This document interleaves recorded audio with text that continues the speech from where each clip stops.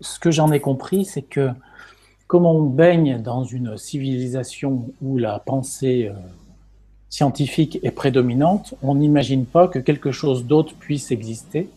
Or, Philippe Descola est un anthropologue qui a été dans différentes tribus autour du monde et il a défini quatre modes de pensée, les quatre modes de pensée qui existent dans l'espèce humaine.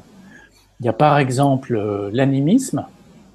Donc l'animisme, c'est les peuvent être illustrés par les Indiens d'Amazonie. Donc dans l'animisme, on considère que les plantes, la forêt, les arbres sont vivants. Et je pense que tous les gens qui sont intéressés par l'écologie ont la même sensibilité. Donc ça, c'est pour l'animisme.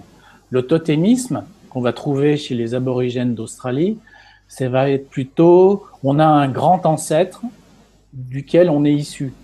Souvent sur Internet, on trouve des petits tests du genre quel animal êtes-vous, etc. Est-ce que vous êtes un hibou, un renard, etc. À mon avis, c'est une illustration ou une déclinaison de cette idée. Il y a le naturalisme, qui est la base de la pensée scientifique. Donc, je passe. Et l'analogisme, qui est en relation avec la pensée de la Chine antique ou de l'Europe jusqu'au Moyen Âge. Donc, dans l'analogisme, on considère que la terre et le ciel sont en relation. Il y a un reflet de la terre vers le ciel et du ciel vers la terre. C'est pour ça que je voulais citer la phrase la plus célèbre attribuée à Hermès Trismégiste. Il est vrai sans mensonge certain et très véritable, ce qui est en bas est comme ce qui est en haut, et ce qui est en haut est comme ce qui est en bas pour faire les miracles d'une seule chose. Ça, c'est vraiment la base de la pensée, du mode de pensée analogique et donc de l'astrologie.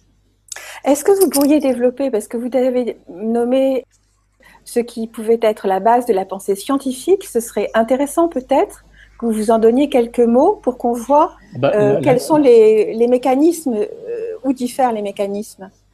Disons, dans la pensée scientifique, les planètes tournent autour du Soleil, donc il y a la gravitation. La gravitation n'a rien à voir avec le reflet tertiel du mode de pensée analogique.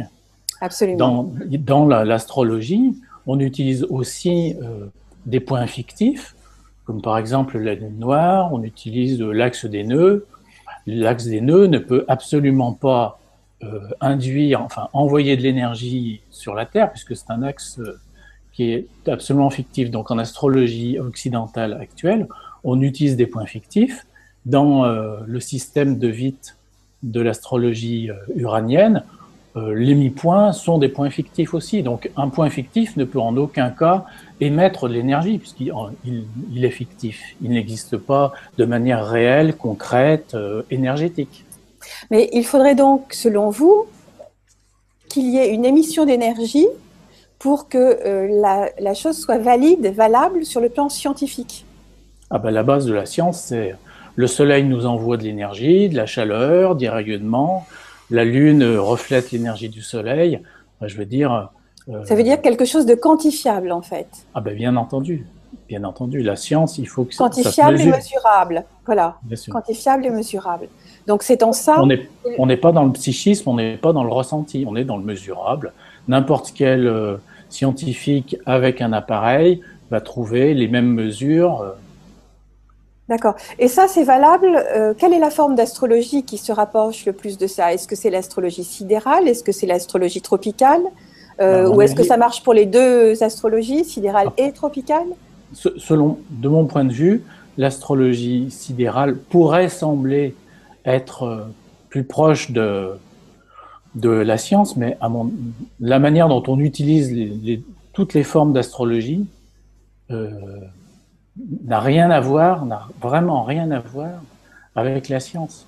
On n'est vraiment pas dans le domaine scientifique, puisque le plan de référence, la structure qu'on utilise, la structure tertielle, le ciel et la terre, le reflet, ce qui est en haut et comme ce qui est en bas n'a rien à voir avec la pensée scientifique. D'accord.